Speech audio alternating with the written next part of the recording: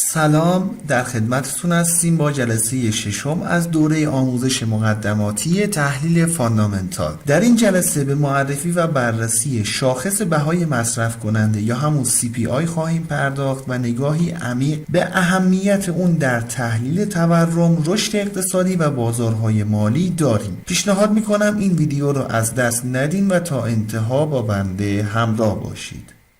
شاخص کانسیومر پرایس ایندکس یا به صورت مخفف CPI یکی از ابزارهای کلیدی در تحلیل فاندامنتال هست که به تحلیلگران و سرمایه‌گذاران کمک میکنه وضعیت اقتصادی، روند تورم و تاثیر اون بر بازارهای مالی رو درک کنند. این شاخص دوستان نشون دهنده تغییرات قیمت کالاها و خدمات مصرفی خریداری شده به وسیله خانوارها یا همون مصرف کننده رو در یک زمان مشخص ارزیابی میکنه. این شاخص نشون دهنده تغییرات هزینه زندگی هست و برای اندازه‌گیری نرخ تورم استفاده میشه. بعضی از افراد بهش شاخص تورم مصرف کننده هم میگن، چون یکی از مؤثرترین شاخص ها برای نشون دادن وضعیت فعلی تورم در اقتصاد هست. بنابراین شاخص بهای مصرف کننده یا همون CPI یکی از مهمترین شاخص های تورمی هست و از سبد کالا و خدمات متفاوتی شامل میشه. این سبد دوستان شامل 6 گروه اساسی هست: مسکن و اجاره بها، خدمات، کالاها، بهداشت، مواد غذایی و انرژی. درباره مسکن دوستان بیشترین چیزی که مد نظر هست بحث اجاره بها هست که چقدر تغییر میکنه و بیشترین وزن رو در این سبد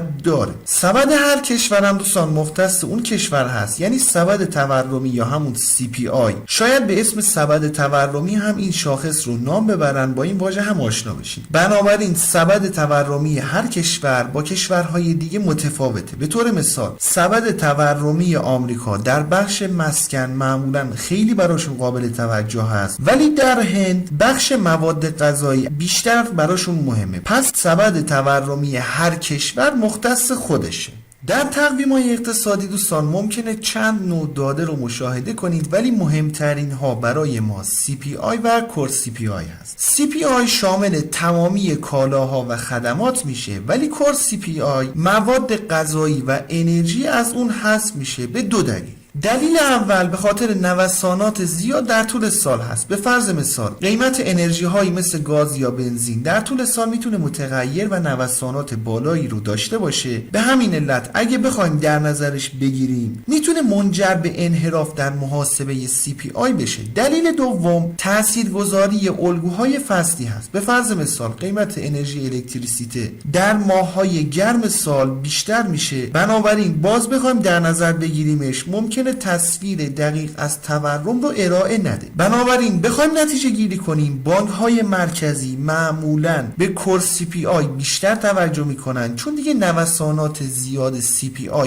حذف میشه و ثبات بیشتری رو داره. بخوایم اهمیت شاخص CPI در تحلیل فاندامنتال رو بررسی کنیم، از دید یه تحلیلگر حرفه‌ای این شاخص بهمون میگه که قیمت‌ها در حال افزایش هستن یا کاهش و به چه میزان این موضوع میتونه تغییرات اساسی در سیاست‌های پولی بانک مرکزی تأثیر بذاره. ما در جلسه گذشته انواع شاخص‌های تورمی رو معرفی کردیم، ولی دوستان توجه داشته باشین که در هر برهه زمانی یکی از شاخص‌ها برای بانک‌های مرکزی مهم هستند و در جلسات بانک‌های مرکزی اعلام میشه. مثلا یه زمانی CPI مهمه، یه زمانی PPI، یا مثلا در حال حاضر شاخص PCE برامون نسبت به بقیه مهمتره. معمولا اینکه کدومش مهمتر هست رو در جلسات بانک مرکزی میشه برآوردش کرد. ولی حالا اگه برای بانک مرکزی CPI مهمتر باشه، تغییرات CPI میتونه منجر به تغییر در نرخ بهره بشه. وقتی CPI افزایش پیدا کنه، بانک‌های مرکزی برای کنترل تورم نرخ بهره رو بالا میبرن که باعث افزایش ارزش نرخ ارز و نرخ بازدهی اوراق میشه. کاهش CPI هم بالعکس.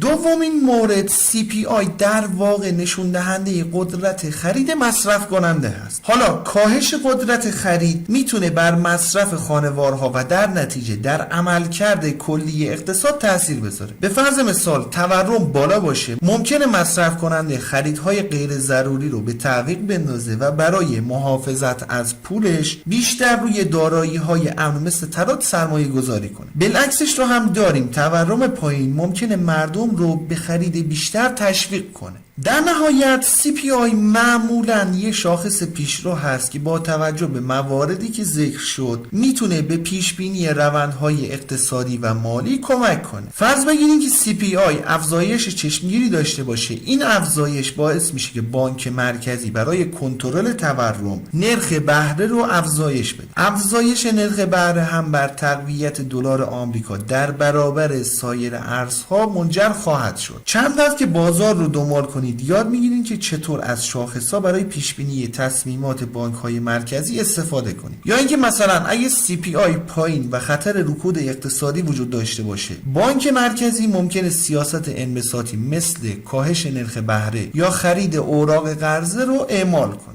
یا اینکه در سرمایه گذاری های مثل بازار سهام یا طلا، هنگامی که CPI به شدت افزایش پیدا کنه و تورم بالا باشه، طلا به عنوان یه دارایی امن رشد میکنه. در چنین شرایطی میتونید به فکر معاملات خرید طلا باشید. لطفاً مباحث تئوری رو دوستان جدی بگیرین. مثل جلسات گذشته ستون وسطی زیاد مهم نیست، ولی ستون اول و سوم حتما یه گوشه یادداشتش کنید تا انشالله زمانی که این شاخص اعلام میشه به یادداشت هایی که برداشتین مراجعه و خیلی سریع مطالب براتون مرور بشه. بسیار خوب، این شاخص دوستان معمولا در اواسط ماه منتشر میشه، یا 14 یا 15، کم و زیاد هم میتونه داشته باشه، ولی در کل اواسط ماه منتشر میشه. آخرین شاخصی که داشتیم در تاریخ 15 ژانویه بوده، ساعت 15:30 که به وقت ایران میشه ساعت 17. مقدار CPI قبلی 3 بوده و پیشبینی ها بر روی 14 هست. مقدار کل CPI قبلی 3 بوده که پیشبینی ها بر روی 3 نشون داده شده. حالا اگه این کشو رو ما بیایم و باز کنیم، میگه که مقدار فعلی بالاتر از پیشبینی ها باشه برای اون ارز خوبه. یه تفسیر کوتاهی تا همین قسمت رو ما داشته باشیم. مقدار CPI دوستان نسبت به قبلی یه مقدار افزایش داشته، یعنی اینکه یه مقدار تورم بالاتری رو داشتیم، ولی مقدار کور CPI ثابت بوده، یعنی انتظار تغییری رو ما نداشتیم. قبل از اینکه اصلا شاخصا بخواد منتشر بشه، با مشاهده این آمار میفهمیدیم که قیمت کالاها و خدمات ثابت باقی مونده، ولی مثل اینکه یه مقدار انرژی و مواد غذایی هزینه‌اش بالاتر رفته. به همین دلیل پیش بینی هایی که داشتن تقریبا 1/10 بالاتر بوده. این تحلیل برای قبل از اعلام نتایج شاخص هست. حالا زمانی که شاخص معرفی میشه، مقدار CPI دقیقاً طبق پیش بینی ها بوده، ولی مقدار کور CPI پایین‌تر اومده، یعنی مقدار بهای مصرف کننده یه مقدار پایین‌تر اومده. حالا پایین‌تر اومدن بهای مصرف کننده رو دوستانی که جلسه قبلی رو مشاهده کردن و تئوری های این جلسه رو هم میدونن بهتر درک میکنید که برای ارز خوبه یا بد. چند لحظه قبل هم خدمتتون توضیح دادم که برای اقتصاد زیاد جالب و مناسب نیست. بنابراین طبق پیش بینی ها در این تاریخ و این ساعت باید شاهد ضعیف شدن دلار باشیم.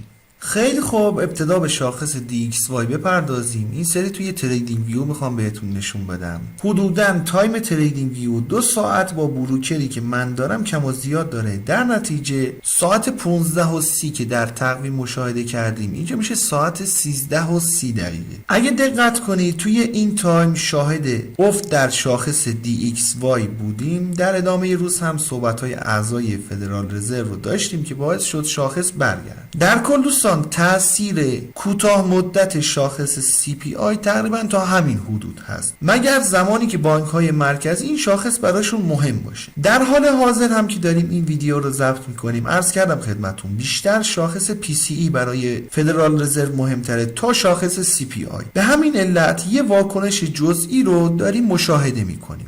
در جفت ارزها هم بخوایم بررسی کنیم، قاعدتاً جفت ارزهایی که دلار آمریکا در مخرجشون قرار داره مثل یورو به دلار، قاعدتاً باید شاهد صعود در این جفت ارزها باشیم که این اتفاق هم افتاده، یا به طور مثال جفت ارزهایی که دلار آمریکا در صورت اونها قرار داره مثل جفت ارز USD CHF بایستی شاهد ریزش در این جفت ارز باشیم که اگه دقت کنید در این تاریخ و ساعت شاهد ریزش در این جفت ارز بودیم. ما بقیه جفت ارزها رو هم برای اینکه تایم ویدیو طولانی نشه میذارم به عهده خودتون. ماه‌های قبل رو هم دوستان حتما وقت بذارید و تفسیر کنید و عملکردش رو بر روی چارت ببینید. عملکردش قطعا در کوتاه مدت همینقدر هست، ولی در بلند مدت عرض شد خدمتتون که چه تأثیرهایی میتونه بر بازار بذاره. انشالله که براتون مفید باشه. رو قله میبینمت دوست من.